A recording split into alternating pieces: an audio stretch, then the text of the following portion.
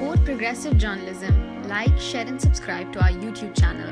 Don't forget to press the bell icon for latest updates.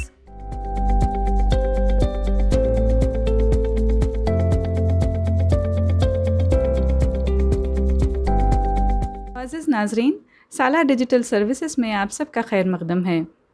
Corona की एक नई शक्ल, नए वेरिएंट डेल्टा प्लस के मुल्क में 40 से ज़्यादा मामलात सामने आए हैं। केरल में मुतासरा अफराद में एक 4 साला बच्चा भी शामिल है।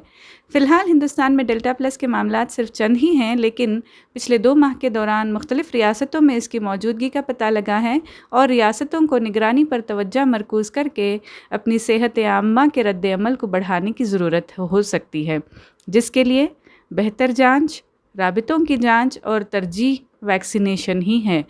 डेल्टा प्लस के बारे में बहुत कम मालूम है, जो अब हिंदुस्तान के अलावा 9 ममालिक में पाया गया है। खदशात हैं कि मौजूदा वैक्सीन डेल्टा प्लस के ख़िलाफ़ मुअस्सिर साबित होगी या नहीं। ताहम वज़ारत सेहत के मरकज़ी सेक्रेटरी राजेश भूषण का कहना है कि दोनों हिंदुस्तानी वैक्सीन कोविशील्ड और कोवैक्सिन डेल्टा वेरिएंट के लिए मुअस्सिर हैं और इसके एदाद व शुमार को बाद में शेयर किया जाएगा। नाज़रीन, हम ये नहीं चाहते कि ये छोटी सी तादाद बड़ी शक्ल इख्तियार करे, इसलिए आज हम आपकी मुलाकात बेंगलुरु शहर के डॉक्टर ताहा मतीन से कराएंगे, जो HBS हॉस्पिटल, अलमीन हॉस्पिटल और OYO hotel Covid care centre के सरबराह हैं, जो हमें इस वेरिएंट के ताल्लुक़ से मालूमात बहम पहुँचाएंगे। डॉक्टर साहब, अस्सलाम वालेकुम। वालेकुम अस्सलाम। डॉक्टर साहब, हमारे नाजरीन को बताएं कि हिंदुस्तान की मरकज़ी वज़ारत सेहत और ख़ानदानी बहबूद ने डेल्टा प्लस एक तशवीशनाक वेरिएंट ऑफ कंसर्न के तौर पर दर्जा बंद किया है। आखिर ये डेल्टा प्लस वेरिएंट क्या है? इसकी मुख्तलिफ हालतों के बारे में हमारे पास क्या मालूमात हैं? देखिए, सबसे पहले तो हमको ये मालूम होना चाहिए कि ये जो कोविड वायरस है, जिसकी वजह से पहली और दूसरी लहर चल चुकी है, हर वायरस की एक खुसूसियत होती है, वो म्यूटेशन करती है, यानी अपने जेनेटिक सीक्वेंस को बदलाती है। ये उसकी फितरत है। और हालांकि वो वायरस का बेशतर हिस्सा एक ही रहेगा, मगर उसमें छोटे छोटे चेंजेस आके वो मुख्तलिफ किस्म के वायरसेस बन जाएंगे, एक ही फैमिली के वायरस। अब उसमें जब ये छोटे छोटे चेंज होता है, जेनेटिक चेंज होता है म्यूटेशन के जरिए, तो उसमें चंद खुसूसियात बदल जाते हैं। हर वेरिएंट की alpha, beta, gamma, delta plus, ये सारे वेरिएशंस होते हैं वायरस में, और उस वेरिएशन के साथ उसके चंद खुसूसियात बदल जाते हैं। यानी मिसाल के तौर पर, क्या ये बड़े लोगों को यानी उम्र रसीदा लोगों को अफेक्ट करेगा, मिडिल एज लोगों को अफेक्ट करेगा, नौजवानों को अफेक्ट करेगा, बच्चों को अफेक्ट करेगा। फिर इसकी ट्रांसमिसिबिलिटी, यानी एक से दूसरे को स्प्रेड करने में कितनी आसानी होगी, और जितनी आसानी होगी उतना तेजी से वो फैलेगा। तो इस तरह उसके म्यूटेशंस में कई म्यूटेशंस होते हैं, दुनिया में कई म्यूटेशंस हैं। अभी जो पिछली दूसरी लहर चली है, उसको इब्तिदा में तो इंडियन वेरिएंट कहा गया, फिर वर्ल्ड हेल्थ ऑर्गेनाइजेशन ने उसके नॉमेनक्लेचर को, उसके नामों को तब्दील किया और उसको अब ग्रीक अल्फाबेट से क्या कहते हैं, अल्फा, बीटा, गामा, डेल्टा। अब ये दूसरी लहर डेल्टा वेरिएंट से हुई। अब जो एक नया वेरिएंट ढूंढ के निकाले हैं, वो डेल्टा प्लस है। यानी देखिए, इससे पहले पिछले साल साउथ अफ्रीकन वेरिएंट के नाम से बहुत मशहूर एक वायरस हुई थी, और अब ये डेल्टा और साउथ अफ्रीकन, ये दोनों मिलकर डेल्टा प्लस बन गया। यानी 2 चेंजेस एक ही वायरस में। और जब ऐसा होता है तो अंदेशा है कि ये खतरनाक हो सकता है, मगर इसका एग्जैक्ट ट्रांसमिसिबिलिटी वगैरह अभी पहचानी नहीं गई है। मगर इसकी एक खुसूसियत ये है कि ये दवाई को ज्यादा रेजिस्टेंट है। यानी आम जो दवाएं अब तक हम पहली लहर में और दूसरी लहर में इस्तेमाल कर चुके हैं, ये इतना काम नहीं आएंगे डेल्टा प्लस में। मगर वहीं ये भी इम्कान है कि हम दूसरी लहर में जो ट्रांसमिसिबिलिटी देखे, जो कंटेजियसनेस देखे, यानी एक से दूसरे को इस तरह फैल गया। देखिए, पहली लहर में ऐसा नहीं था कि एक फैमिली को आया तो सबको आ जाए। اب ایسا ہوا کہ گھر کا ایک آدمی کو لگا تو سب کو لگا. یہ سیکنڈ لہر کی خصوصیت تھی ڈیلٹا ویریئنٹ کی. مگر اب جو ڈیلٹا پلس آ رہا ہے اس میں زیادہ ریزسٹنس محسوس ہوتا ہے اور ٹرانسمیسیبلٹی کم معلوم ہوتی ہے. مگر یہ ابھی دیکھنے والی بات ہے. اللہ تعالیٰ سے ہماری دعا ہے کہ وہ کم ٹرانسمیسیبل ہو اور اس میں تباہی کم مچے انشاءاللہ. انشاءاللہ. ڈاکٹر صاحب، وزارت صحت ہیلتھ منسٹری نے 3 ریاستیں مہاراشٹرا، مدھیہ پردیش اور کیرلا کو مشورہ دیا ہے کہ وہ ڈیلٹا پلس سے متاثرہ اضلاع میں قابو پانے کے لیے اقدامات کریں. کیا یہ اقدامات وہی ہیں جو دوسری لہر کے لیے کیے گئے تھے؟ اس کے بارے میں ہمیں آپ تفصیلاً بتائیں ڈاکٹر صاحب. اقدامات تقریباً وہی ہوں گے جو ہم پہلے لہر کے لیے اختیار کیے تھے، یعنی پہلے اور دوسرے لہر کے لیے. ہوتا یہ ہے کہ جیسا دوسری لہر کم ہوتی چلی گئی ہم ایڈمنسٹریٹیولی ایزی لیتے چلے جاتے ہیں. یعنی کراؤڈز، شادیاں اور ایسے بھیڑ، چاہے وہ الیکشن کے لیے ہوں یا کوئی دوسرے سوشل ریلیجس ریزنز کے لیے ہوں، ہم ایڈمنسٹریٹیولی ایزی لے لیتے ہیں. وہ جب ایڈمنسٹریٹیولی ایزی لے لیتے ہیں تو ایک نئے وائرس سے تیسری لہر آنے کے امکانات ہوتے ہیں. تو یہ زیادہ اقدامات ایڈمنسٹریٹیو ہوتے ہیں. جہاں تک میڈیکل اقدامات ہیں وہ وہی چیزیں ہیں کہ ہمارے ہاسپٹل صحیح ہوں، وینٹیلیٹرز ہوں، فیسلٹیز میں زیادہ بیڈز فراہم ہوں اور آکسیجن کی فراہمی آسانی ہو، اس کے اندر اس میں پروڈکشن زیادہ ہو. اس طرح کے اقدامات ہم کریں. یہ نہیں کہ ہم اس کو ایزی لے لیں اور یہ سمجھیں کہ دوسری لہر اب چلی گئی، لاک ڈاؤن ختم ہو گیا تو اب آزادی ہے ماسک سے اور سوشل ڈسٹینسنگ سے اور کراؤڈ سے. ایسے ہم ایزی نہ لیں اس کو، بلکہ اس کو سنجیدگی کے ساتھ ہم اس کو فیس کرنے کی ضرورت ہے. جی ڈاکٹر صاحب. پروفیسر شاہد جمیل جو former Indian SARS-CoV-2 genetics consortium member and premier virologist ہیں، ان کا کہنا ہے کہ اس بات کا کوئی ثبوت نہیں ہے کہ یہ ویریئنٹ زیادہ متعدی ہو سکتا ہے. ڈاکٹر صاحب آپ بتائیں کہ پہلے ڈیلٹا پلس تغیرات کا پتہ کہاں لگا؟ کیا اس کی نئی شکل انتہائی متعدی ہونے کے بھی امکانات ہو سکتے ہیں؟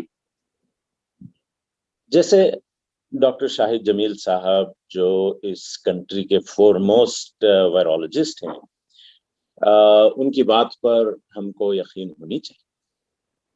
یہ بات کہ یہ ابھی طے شدہ نہیں ہے کہ اس میں ٹرانسمیسیبلٹی زیادہ ہوگی یا زیادہ خطرناک ہوگا یا نہیں ہوگا. اس کے کچھ خصوصیات ایسے ہیں جس سے ہم کو ڈر ضرور لگتا ہے، مگر وہیں اس کے چند خصوصیات ایسے ہیں کہ ایسا شاید نہ ہوگا. چنانچہ ہم کو احتیاط ضرور کرنا چاہیے اور کوشش رہنا چاہیے اس معاملے میں. اینڈ آئی ڈونٹ تھنک اس سے پینک کی ایک دہشت کی لہر چل جائے، یہ مناسب بات نہیں ہے. البتہ چوکنا رہیں، ہم کیئرفل رہیں ہم، اور ہر قدم کو ہم سوچ سمجھ کر اٹھائیں. اس کی اشد ضرورت ہے ہم سب کے لیے اس وقت. جی شکریہ ڈاکٹر صاحب. ایک اور یہ جو ابھی آپ نے بتایا تھوڑی دیر پہلے کہ ویکسینیشن جو ہے افیکٹو نہیں ہو سکتی ہیں، کیا کووڈ-19 ویکسین ڈیلٹا پلس کے لیے مؤثر ہو سکتی؟ یہ اس کی کیا حد ہے کہ کہاں تک مؤثر ہیں؟ کیونکہ ویکسین کی دوسری خوراک ملنے کے بعد بھی 14 دن بعد بھی ڈیلٹا پلس کے برطانیہ میں 2 معاملات درج ہوئے ہیں. اس پر آپ کیا کہنا چاہیں گے؟ نہیں، میں نے یہ نہیں کہا کہ ویکسینیشن ایفیکٹو نہیں ہوگا، بلکہ دوائیوں کے تعلق سے ہم نے بتائی کہ زیادہ ایفیکٹو نہیں ہوں گے جب وہ بیماری آئے. جہاں تک ویکسینیشن اور یہ میوٹیشنز کا معاملہ ہے، دیکھیے پورا وائرس جو ہے ایک بڑی چیز ہوتی ہے اور میوٹیشنز اس میں چھوٹے چینجز ہوتے ہیں. تو جب ویکسین بنایا جاتا ہے وہ ایک بڑے چیز کے اوپر ٹارگٹ کر کے اس کو وائرس کو ختم کرنے والی اینٹی باڈیز باڈی کے اندر پروڈیوس ہوتے ہیں ویکسینیشن کی وجہ سے. تو by and large vaccinations are highly effective against all variants. It is 100 times better کہ اگر آپ ویکسینیٹڈ ہیں، وہ ڈیلٹا ویریئنٹ ہو، ڈیلٹا پلس ہو، ڈیلٹا پلس پلس ہو یا ایپسیلون وائرس ہو، اسی کا میوٹیشن ہے. اینڈ دیئرفور اس کے اندر بہت زیادہ پروٹیکٹیو اثرات یقیناً ہر ویکسینیشن میں. البتہ یہ ہو سکتا ہے کہ میوٹیشن کی وجہ سے اس کی یعنی 95% سے لے کر 85 ہو جائے, 85 سے لے کر 75 ہو جائے, 75 سے لے کر 65 ہو جائے, یعنی 5-10% اس کا اثر تھوڑا کم ہو جائے. اب اس کمی کو لے کر پورے ویکسینیشن کو ہم ڈاؤٹ کرنا اور اس کی ایفیکیسی پر شبہ ڈالنا, یہ سوال اٹھانا یہ مناسب بات نہیں ہے. ویکسینیشن ویری ہائیلی افیکٹو ہے, ڈیلٹا ویریئنٹ کے لیے بھی افیکٹو ہے. چنانچہ ہم ویکسینیشن کو میں جلد کرنا چاہیے, پہل کرنا چاہیے, اور ہم سب کو یہ ویکسینیشن لینے کی ضرورت ہے. بہرحال اوپر والے ہیں جو ہم سب کو پروٹیکٹ کرتے ہیں, مگر اسباب پر بھی ہم کو بھروسہ کرنا ہے, اور جی توجہ دینا ہے. اور اسی لیے ہم ویکسینیشن کرانے پر بہت زور دیتے ہیں, اور ہم خود بھی ویکسینیشن کرائے ہیں. ہماری ہسپتال میں جتنے بھی کام کر رہے ہیں 200 سے زیادہ لوگ, سب کو ویکسینیشن ہوا ہے. اور یہ اللہ کا فضل ہے کہ دوسری لہر میں ایک فرد کو بھی بخار تک نہیں آئی. یہ بس وہ ہے, اور ویکسینیشن کا ضرور فائدہ ہے. یہ ایک منظم طریقہ ہے جو آپ اپنے طور پہ کر رہے ہیں اپنے اسٹاف کو یہ کرنے کے لیے. اچھا ڈاکٹر صاحب, یہ ڈیلٹا پلس کی عام یا شدید علامات کے طور پر پیٹ میں درد, متلی اور خے, بھوک میں کمی, سماعت سے محروم ہونا, یہ سب شمار کیے جاتے ہیں. ان سب کے بارے میں آپ کیا کہنا چاہیں گے؟ نہیں, یہ اس میں کوئی سائنٹیفک اور صحیح بنیادیں نہیں ہیں یہ طے کرنے کے لیے. ہندوستانی پریس جو ہے افواہوں پر اور ڈرامٹائزیشن پر اور ایک دم سخت سے سخت باتیں کرنے پر تلا ہوا ہے, اور یہ پریس کی افواہیں ہیں. یہ ایسی بات نہیں ہے. البتہ وہی چیزیں بخار, سردی, زکام, کھانسی اور ملٹی سسٹم انوالومنٹ یقیناً اس میں ہوتا ہے. اس میں یعنی دست لگتے ہیں, پیٹ میں تکلیف ہوتی ہے, لیور انزائمز بڑھ جاتے ہیں, کوآگولیشن پیرامیٹرز چینج ہو جاتے ہیں, کارڈائٹس, مایوکارڈائٹس یعنی ہارٹ پر اس کا اثر ہوتا ہے. اس کے فارمز ہوتے ہیں, اور ایک ایک لہر میں ہم نے دیکھا کہ کوئی چیز اس میں بڑھ گئی اور کوئی چیز اس میں بڑھ گئی. بچوں میں بہت زیادہ ملٹی سسٹم انوالومنٹ ہو رہا ہے, جس میں ہارٹ, لنگ, لیور, کڈنی, یہ سارے چیزیں اثر ہوتے ہیں. مگر خوشی کی اور بہتر بات یہ ہے کہ ارلی علاج سے یہ سارے چیزوں پر اچھی طرح قابو پایا جا سکتا ہے. چنانچہ یہ اس طرح کے جب بھی سمٹمز آئیں, کھانسی, زکام, دست, ڈائریا, پیٹ میں درد وغیرہ, ہم اس کو ایزی نہیں لینا چاہیے, بلکہ we have to be proactive. اور ایک اچھے کووڈ ڈاکٹر اور کووڈ ہسپتال میں اس کا علاج پہلے سے اگر ہم کر لیں تو ہاسپٹل میں داخلے کی ضرورت نہیں, ICU بیڈ ڈھونڈنے کی ضرورت نہیں, اور اتنے پیسے خرچ کرنے کی ضرورت نہیں ہے. تو بہت اچھا علاج ہو سکتا ہے کووڈ کا. ایسی پریشانی نہیں کرنی چاہیے. البتہ اگر آدمی نہ جائے اور لیزی رہے, سست اور کاہلی رہے, کہ لوگ بہت معصوم ہوتے ہیں اور یہ ایمان کا حصہ سمجھتے ہیں کہ امیدیں رکھتے ہوئے انشاءاللہ ٹھیک ہو جائے گا, اللہ ہے. یہ باتیں ہمارے ایمان کے مطابق نہیں ہیں. پچھلے دنوں آپ کا ایک ویڈیو وائرل ہوا تھا جس میں آپ نے کہا تھا اللہ کے حکم کے تعلق سے کہ اپنے اونٹ کو باندھ کر رکھو, پھر اللہ پر توکل کرو. یقیناً یہ بات ہمارے سنت کے مطابق ہے کہ اونٹ کو باندھیں اور پھر امید کریں کہ اونٹ چوری نہیں ہوگا. اسی طرح ہم پہلے ویکسینیشن کرائیں, اور کوئی بیماری ہو تو ڈاکٹر کے پاس جائیں, وہ دوائی حاصل کریں, پھر اللہ سے دعا کریں کہ اللہ ہمیں ان چیزوں سے ہمیں بچا لے, اس آفت سے ہم کو بچا لے, اس بلا سے ہم کو بچا لے. یہ صحیح امید ہے اور یہ صحیح طریقہ ہمارا ہونا چاہیے. یہی چیز ہمیں کرنا چاہیے, مگر توکل اور بھروسہ تو اللہ ہی پر کرنا چاہیے. صحیح بات. یقیناً. اچھا ڈاکٹر صاحب, کہا جاتا ہے کہ مونوکلونل کاکٹیل جو ڈیلٹا ویریئنٹ کے لیے اثردار تھا وہ ڈیلٹا پلس کے لیے کام نہیں کرے گا. اس کا کیا معاملہ ہے؟ اس پر بھی سٹڈیز ہو ہی رہے ہیں, اور اس میں ایک اسٹڈی یوں کہتا ہے اور ایک اسٹڈی کچھ الگ کہتا ہے کہ جیسا ہم نے ویکسینیشن کو بتایا کہ کوئی پرسنٹیج میں فرق آ جائے. سو اس پر بھی قطعی فائنل ورڈ ابھی بھی نہیں ہے کہ وہ کتنا اثر انداز ہوگا.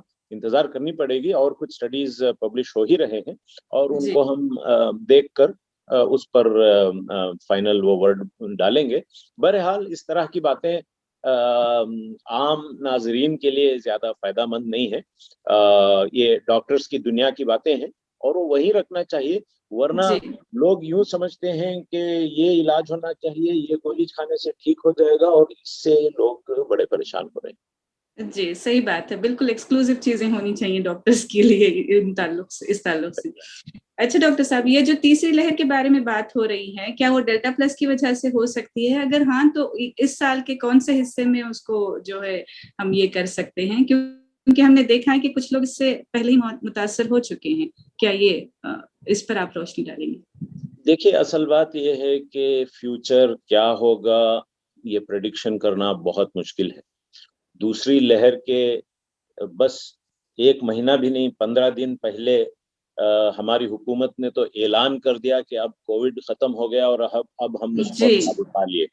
تو دنیا بھر کے لوگ سائنسدان اس پر یہ یقین سے کہنا کہ تیسری لہر آئے گی اور آئے گی تو کب آئے گی, اس پر یقین سے ہم نہیں بتا سکتے. البتہ جو آثار ہیں, جو ہمارا پاسٹ ایکسپیرینس ہے, پینڈیمک ایکسپیرینس ہے, اس میں آپ دیکھیں گے کہ پہلی لہر, دوسری لہر, تیسری لہر, چوتھی لہر, اس طرح ویوز میں وہ ہے, اس کی فطرت ہے. تو تیسری لہر آ جائے تو کوئی تعجب کی بات نہیں ہے, اور آنے کے امکانات یقیناً ڈیفینیٹلی ہیں, نمبر 1. دوسری بات یہ کہ آئے گی تو کب آئے گی. اس سلسلے میں بھی یہ بات ہے کہ ہم نے تجربہ کیا کہ پہلی لہر میں جو لوگ زیادہ متاثر ہوئے اس میں زیادہ غریب خاندان کے لوگ تھے, اور وہ ان ایریاز میں رہتے تھے جہاں ڈینسٹی زیادہ ہے. مثال کے طور پر میسور روڈ ہے, ٹانڈی روڈ ہے, کاڑگنڈن ہلی ہے, بسم اللہ نگر ہے, گرپن پالیہ ہے. بنگلور کے یہ مقامات جہاں ڈینسٹی زیادہ ہے لوگوں کی, وہاں زیادہ پھیلا پہلی لہر. اب دوسری لہر میں دیکھیں گے آپ کہ وہاں زیادہ وہ نہیں تھا, اتنا زیادہ نہیں تھا. ایک اسٹڈی کے مطابق یہ بھی ہے کہ مسلم کمیونٹی ایریاز میں اس کا بہت حد تک اس پر قابو پا لیا گیا ہے. یہ کیا سچ ہے؟ یہ وائرس بڑی سیکولر وائرس ہوتی ہے. یہ مسلم کمیونٹی اور مسلم کمیونٹی کو مسلم کمیونٹی نے اس کے اقدامات اتنی اچھی طرح سے کیے ہیں کہ اس پر قابو پانے میں کامیاب رہے ہیں. اس کا مطلب یہ بات بالکل صحیح نہیں ہے, اس لیے کہ یہ کمیونٹی کی بات نہیں ہے, بلکہ یہ سوشو اکنامک پروفائل کی بات ہے. اور یہ سچ ہے کہ مسلم محلے جو ہیں زیادہ پیکڈ ہیں, زیادہ کلوزلی وہ ہیں, تو اس وجہ سے ان میں وائرس زیادہ پھیلنے کے امکانات ہوتے ہیں. اور ان ایریاز میں جو بھی کمیونٹی کا آدمی ہو وہ متاثر ڈیفینیٹلی ہوا پہلی لہر میں. اور آپ دوسری لہر میں دیکھتے ہیں تو وائرس ایک دوسرے قسم کے لوگوں کو افیکٹ کرنے لگی, جوانوں کو افیکٹ کرنے لگی, اور امیر زادوں کو افیکٹ کرنے لگی. اب یہ کیوں ایسے ہوا؟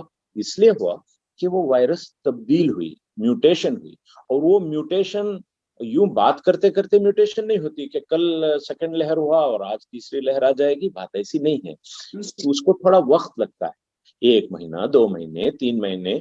تو ہمارا خیال ہے کہ 2-3 مہینے تو لگیں گے ایک لہر آنے سے پہلے, اس لیے کہ اتنا چینج آنا چاہیے اس کے اندر.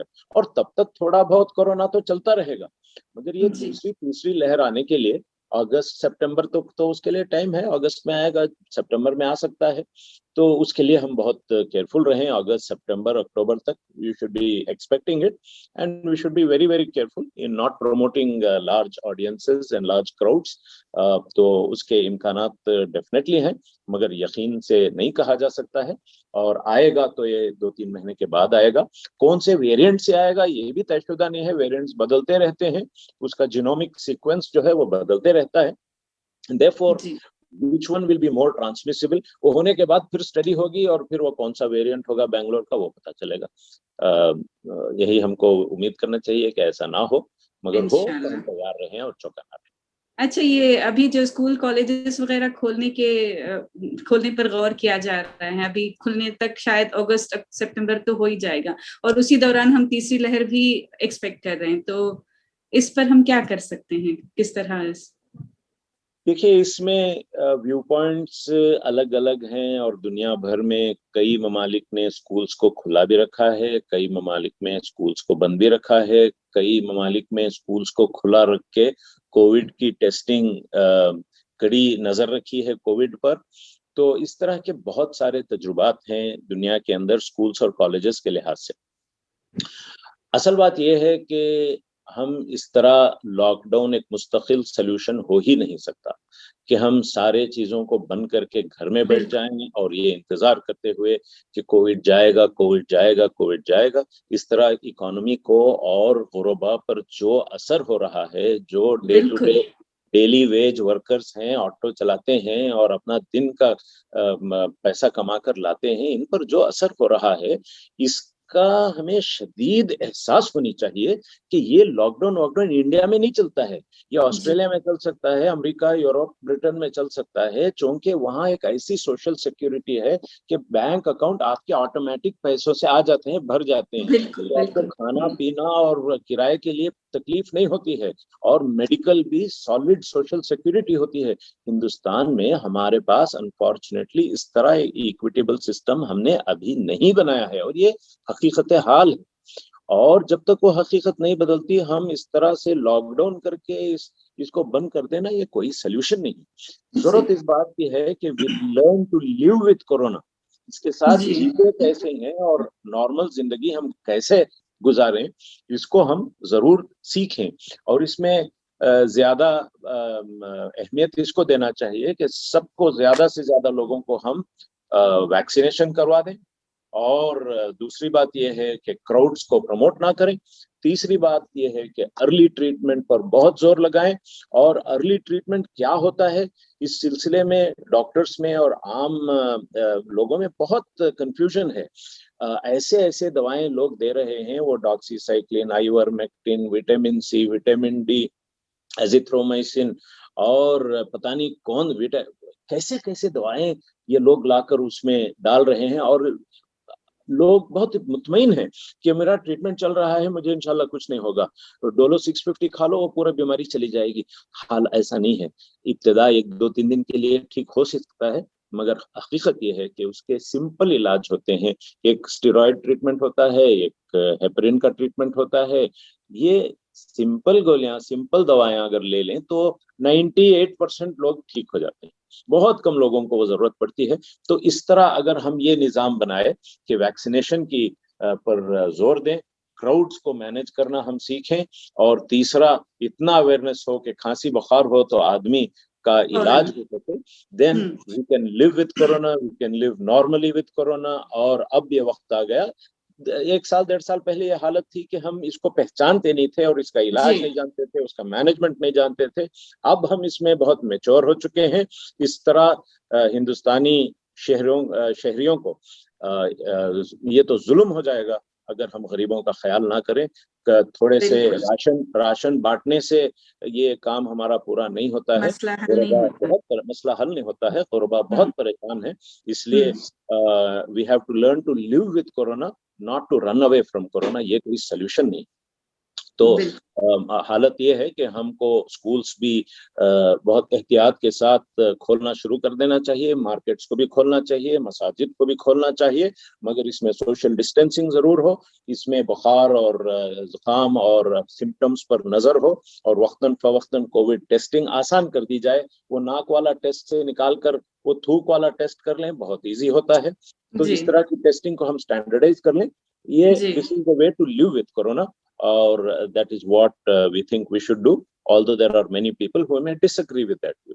جی، تو کالجز کھولنے سے پہلے یہ ضروری ہے کہ طلباء کا ویکسینیشن کرا دیا جائے. بہتر ہے کہ ویکسینیشن کرایا جائے اور ان کا ٹیمپریچر باقاعدہ دیکھا جائے، اور کوئی بخار ہو تو ان کی کووڈ ٹیسٹنگ ہو. یہ زیادہ صحیح اور بہتر چیز ہے. جی اچھا، ایک اور سوال ڈاکٹر صاحب، یہ جو تیسری لہر بنیادی طور پر کہا جا رہا ہے کہ بچوں کو متاثر کرے گی، اس کے حفاظتی انتظامات کے بارے میں ہمیں بتائیں، اور بچوں کے لیے ویکسین کا کیا معاملہ ہے؟ اب تک کوئی اس بارے میں خاص خبر نہیں آئی ہے۔ جی ابھی تک کوئی ویکسین بلو 12 ایئرس کے لیے اپروو نہیں ہوا ہے، جی اور پریکٹیکلی 18 سال کے اوپر ہی اس وقت دیا جا رہا ہے، بٹ کچھ کنٹریز میں 12 تک بھی دیا جا رہا ہے، اس سے زیادہ یہ دیا نہیں جا رہا ہے۔ اب تک کے جو وائرسز ہیں وہ بچوں پر بہت نرم ہے اور الحمدللہ۔ رحیمانہ ہے۔ حالانکہ بچے بھی اس میں یقیناً افیکٹ ہوتے ہیں، پہلی لہر میں بھی ہوئے، دوسری لہر میں بھی ہے، اور امکان یہ ہے کہ تیسری لہر میں زیادہ ان پر نمبرز بڑھ جائیں گے، تیسری لہر اگر ہو تو اس کے امکان ہے۔ بہتر ہے کہ ہم بچوں کو اس سلسلے میں بچا کر رکھیں، بٹ یہ بھی اسٹڈی ہے کہ جب بچوں میں یہ مس-سی وغیرہ جس کو کہتے ہیں ملٹی سسٹم انفلیمیٹری ڈیزیز، اس میں علاج بہت افیکٹو ہے، بہت افیکٹو ہے علاج۔ تو so therefore early treatment is very very effective, although we do see mortality in children also, and therefore we have to live with it. I mean, this is something that cannot اس سے بھاگ نہیں سکتے ہیں۔ Definitely some people will die, some children will die, we will lose that. It's a very very painful thing. اس سے بہت دکھ ہوتا ہے، مگر اس کا سلوشن ابھی ویکسینیشن کے ذریعے تو ابھی تیار نہیں ہے۔ ارلی ٹریٹمنٹ ہی اس کا بیسٹ بیٹ ہے جس کو ہم لے کر آگے بڑھنے کی ضرورت ہے۔ اچھا، کوئی ایسا خاص تجربہ آپ کا اس دوران کووڈ لہروں کے دوران آپ اپنا ہمارے ناظرین کے ساتھ شیئر کرنا چاہیں گے ڈاکٹر صاحب؟ کوئی خاص تجربہ؟ تجربے بہت ہیں، مگر ہمارے دوستوں کو، بہت خاص دوستوں کو جو ہم ساتھ اٹھتے بیٹھتے رہے، ان کے اموات کو دیکھ کر بہت ہی تکلیف ہونے لگی۔ اب کوئی مجھے فون کرے کہ کووڈ ہوا ہے، مجھے آ کر دیکھے، میں بہت ڈرتا ہوں، بڑی پریشانی ہوتی ہے کہ 10 15 20 دن کے بعد یہ میرا دوست چلے جائے تو مجھے ایسا ہوتا ہے۔ اس کے باوجود اتنی محبت، اتنی دوستی اور اتنی وہ ہونے کے باوجود دوستوں میں بھی میں نے یہ پایا کہ ٹریٹمنٹ کے لیے جلد آتے نہیں۔ I am talking of the highly educated people. کل مجھے ایک صاحب کا فون آیا کہ ان کو بیچارے بہت موٹے بھی ہیں، اور موٹاپا اس بیماری کے لیے بڑا خطرناک ہے۔ اور کل ہی کی بات بتاتا ہوں میں کہ صاحب 135 کلو ہیں، یعنی بہت زیادہ ان پر موٹاپا ان کا بہت زیادہ ہے، 135 کلو۔ اب یہ کووڈ آ کے 5 دن ہو گئے، اور وہ ایسے ہی دوائیں، وہ ایزیترومائسن، آئیورمیکٹن، ڈاکسیسائکلین وغیرہ لے رہے ہیں، اور اب ان کا سیچوریشن گر رہا ہے۔ اور اب مجھے وہ دبئی سے فون کرتے ہیں، ابھی ہاسپٹل بھی نہیں گئے، ڈاکٹر کے پاس بھی نہیں گئے، اور ایسے ہی کیجول فون کنسلٹیشن کراتے ہیں کہ ڈاکٹر صاحب مجھے کیا کرنا چاہیے۔ اور گفتگو میں مجھے معلوم ہوا کہ وہاں کے سب سے بڑے ہاسپٹل چین کے ڈائریکٹر ہیں ان کے والد، ہاسپٹل چین، یٹ اس کا ٹریٹمنٹ کروائیں، اور اتنے سائیڈ ایفیکٹس ہیں، ان کو آلریڈی لنگ میں پرابلم ہو چکی ہے، اور مگر تعجب ہوتا ہے کہ یہ گھر میں کیسے بیٹھتے ہیں، یہ مالدار افراد ہیں، یہ انفلوئنشل افراد ہیں، اور یہ کیا بولوں ایجوکیٹڈ لوگ ہیں، مگر پھر بھی یہ تجربات جو ہیں۔ ابھی 2 دن پہلے ایک صاحب یہاں داونگرے کی طرف کے میرے خاص دوست، 10 تاریخ کو ان کو کووڈ ہوا، اور کل میرے پاس پہنچے، کل نہیں پرسوں میرے پاس پہنچے، دیٹ از آفٹر 13 days۔ اور دیکھا میں پریشان ہو گیا، کیا ہو گیا آپ کو؟ مگر وہ ایسے ہی دوائیاں لیتے رہے۔ تو میں یہ بتا رہا ہوں کہ جو غفلت ہو رہی ہے اس سلسلے میں، اس کو دیکھ کر ہم برداشت نہیں کر سکتے۔ مجھے سمجھ میں نہیں آ رہا کہ اس سے غافل کیوں ہو گئے۔ ہاں، یہ بات ضرور ہے کہ لوگ کووڈ کے بل سے بہت ڈر رہے ہیں، اس میں بہت زیادہ خرچ آتا ہے، تو اس سے ڈر کر بھی گھروں میں رہتے ہیں۔ مگر حقیقت یہ ہے کہ وہ کووڈ کہ پیسے اگر آپ کو بچانا ہو تو پہلے ہی اگر آپ علاج کرا لیں تو وہ پیسے بچ جائیں گے, بعد میں کیسے بچیں گے پیسے؟ تو عقل مندی اسی میں ہے کہ علاج جلدی کرا لیں, ورنہ ہم دیکھیں کہ کوئی 24 ایئر کا نوجوان, کوئی 29 ایئر کا نوجوان, 34, 38, اور کئی لوگ, کئی خواتین بیوہ ہو گئے, کئی بچے. ایک خاتون تھیں فریدہ بیگم, بیوہ تھیں, تو نوجوان بچے تھے, نوجوان کیا ہے 13 اور 14 سال کے تھے, مدرسے میں پڑھ رہے تھے, حفظ کورس کر رہے تھے, داڑھی ٹوپی اور لباس ان کا بڑا عالمانہ تھا, اور وہ خاتون چلی گئیں. اب وہ بچوں کو کون دیکھے گا, کیا کرے گا؟ ہم کو بہت فیل کرنا چاہیے کہ کئی یتیم ہو گئے, کئی بیوہ ہو گئے, اور کئی گھر کے کمانے والے چلے گئے. یہ تجربات جو ہیں ہمارے لیے, اب ایک کوئی سوشل سسٹم ہو, ہم ایک دوسرے کو دیکھنے والے بن جائیں, یہ کیفیت ہماری کمیونٹی میں اور ہمارے سوسائٹی میں اجاگر ہو جائے, اور ہم لوگوں کی خدمت کرنے والے بنے, بیواؤں کی اور یتیموں کی. اور کوئی یہ چاہتا ہے کہ اپنے نبی صلی اللہ علیہ وسلم کے معیت میں, ان کے ساتھ میں, ان کے جوڑ میں, ان کے قریب میں رہیں جنت میں, تو اس کی باقی زندگی ان یتامہ, ان بیواؤں کے ساتھ ان کی خدمت میں ہم لگ جائیں. یہی جنت کا طریقہ ہے, یہی ملت کو اوپر اٹھانے کا طریقہ ہے. اور ان تجربات سے میرا دل تو یہی کہتا ہے کہ ہم اس دکھ کو محسوس کرنے والے اور اس کو ریسپونڈ کرنے والے, اور اپنی ساری زندگی کو اس نہج میں ڈالنے والے ہم بن جائیں. بس یہی میرے تجربات ہیں, اور اس سے ہم آپ اپنی مرسی مشن کے ذریعے بھی یہی خدمات انجام دے رہے ہیں سر؟ جی ہاں, اس سلسلے میں مرسی مشن سے بھی بہت کوشش ہے کہ ہم پورے ریاست میں اس طرح کے کام ہم کریں. بہت مقامات پر راشن ڈسٹریبیوٹ کر کے غربا کو ہیلپ کیا جا رہا ہے, اور health care infrastructure, Covid care centres, oxygen centres, اور ان کا جو انفراسٹرکچر ہوتا ہے, سلنڈرز, کانسنٹریٹرز, اور ماسکس اور every thing, beds and every thing, یہ الحمدللہ پورے ریاست میں ہم یعنی یہ جو گروپس ہیں بہت آگے ہیں. آلموسٹ 15-16 ڈسٹرکٹ کے اندر اس طرح کے سینٹرز قائم ہو چکے ہیں, اور جابس کریٹ کرنا, ایجوکیشن دینا, اس طرح کے ایک بورڈنگ اسکول کھولنا for the orphans and to increase the healthcare infrastructure is the focus of what we are doing right now. ایک بلڈ بینک بھی ہم انشاءاللہ قریب میں کھولیں گے جس سے فائدہ ہوگا. یہ ہماری کوششیں اس وقت ضرور ہیں.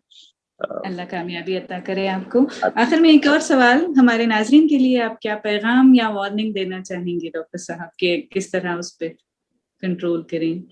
بس ناظرین سے میں یہی کہوں گا کہ ہمیشہ چوکنا رہیں شادیوں میں اور اس طرح کے مارکیٹس میں غیر ضروری طور پر پہنچنا اور بھیڑ لگانا اور گپے مارتے کھڑنا اور بیکارگی میں جمنا, یہ ہمارے لیے خطرناک ہوگا. یہ نیچر کی ہمارے لیے وارننگ ہے کہ ہم بیکارگی میں بہت پڑ گئے ہیں, اور یہ ایک وارننگ ہے ہمارے لیے, ایک آزمائش آئی ہے, ایک میسج ہم کو آیا ہے کہ ہم اس راستے پر نہیں چل رہے ہیں جس پر ہم کو ہونا چاہیے.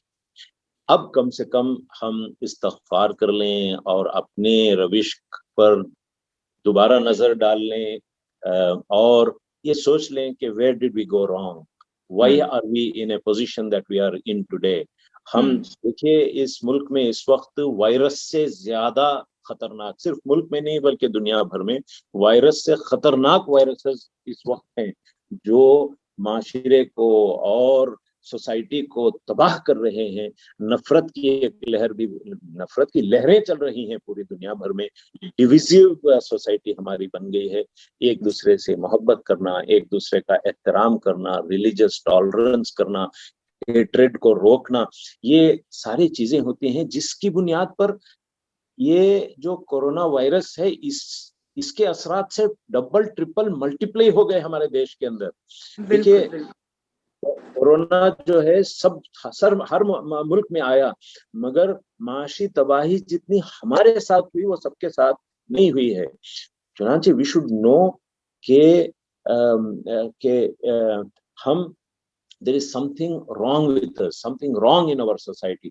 We have a hate-filled society, we have a divisive society, we have a society that does not take care of its poor people. Private hospitals ban gaye hain, غریب کے لیے جانے کا کوئی ہاسپٹل نہیں ہے. ایک کیا معاشرہ ہے، کیسی سوسائٹی ہے جس میں ہیلتھ ٹو آل کوئی نہیں دیکھتا ہے، فوڈ ٹو آل نہیں دیکھتا ہے، ایجوکیشن ٹو آل نہیں دیکھتا ہے، شیلٹر ٹو آل نہیں دیکھتا ہے.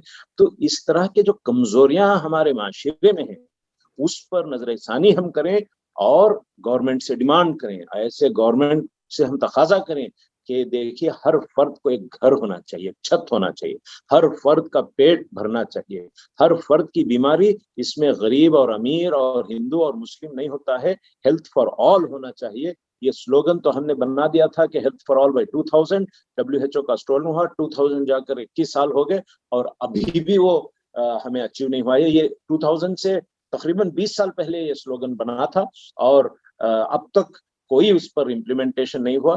جنتا کو یہ ڈیمانڈ کرنا چاہیے کہ ہمارے public health care facilities should be improved, ہمارا health care budget should be improved and we should see to it that we live in an egalitarian society where health and education and shelter and food is minimum requirements سب کو ایک ساتھ سے ملے. یہی ہماری کوشش کرنی چاہیے. اور vaccination, every single person should be vaccinated, کوئی ویکسینیشن سے محروم نہ رہے.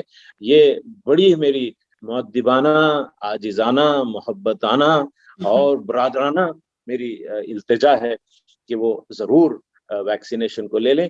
یہ جو کانسپیریسی تھیوریز ہیں کہ اس کے اندر کوئی دوسری چیزیں ہیں اور پتہ نہیں کیا کیا، دیکھے اللہ سے دعا کریں کہ اللہ تعالیٰ اس شر سے اللہ ہم کو بچائے. اگر ویکسینیشن میں واقعی کوئی شر ہو تو وہ سے بھی اللہ ہمیں بچا لے گا. یہ کوئی مشکل کی بات نہیں ہے. چنانچہ اس کے زیادہ امکانات یہی ہیں کہ ویکسینیشن بہت ہی زیادہ فائدہ مند ہے. اب ہم فون کو استعمال کرتے ہیں، اب فون میں شر نہیں ہے کیا؟ یہ کوئی پوچھتا نہیں ہے کہ فون میں شر کیا ہے. یقیناً فون میں ویکسینیشن سے زیادہ شر ہے، مگر ہر انسان اس فون کو استعمال کرتا ہے. اس کے اندر ریڈیشن ہے اور کیا کیا نہیں ہے، کتنی گندگی ہے اس فون میں، مگر ہم استعمال کرتے ہیں اور وہ بیچارے ویکسینیشن پر ہماری عقل دوڑاتے ہیں اور سب ڈاکٹر اور سائنٹسٹ بن جاتے ہیں اس معاملے میں. اس معاملے میں ہم بہت ایک علمی سطح کی بات کریں اور ویکسینیشن کو لیں، اور اس کے سائیڈ ایفیکٹس ہو سکتے ہیں اور ہوں تو اللہ سے دعا کرے کہ اللہ تعالیٰ ہمیں اس سے محفوظ رکھے، بچا لے، اور ہمیں جتنی عقل ہے، جتنے اسباب پر ہماری نظر ہے، اس ریشنالٹی کے ساتھ ہم کام کریں گے. اللہ تعالیٰ باقی ہمارا کام کرے گا. وہی ہمارا حافظ ہے، وہی ہمارا ولی ہے، وہی ہمارا پروٹیکٹر ہے. تو انشاءاللہ ہم سب اچھے رہیں گے. اس سے کوئی گھبرانے کی بات نہیں، مگر ہمارا کام ہم کو کرنا چاہیے. جی بہت بہت شکریہ ڈاکٹر صاحب، ہمارے ناظرین کے لیے انتہائی اہم معلومات فراہم کرنے کے لیے. بہت بہت شکریہ آپ کا. السلام علیکم.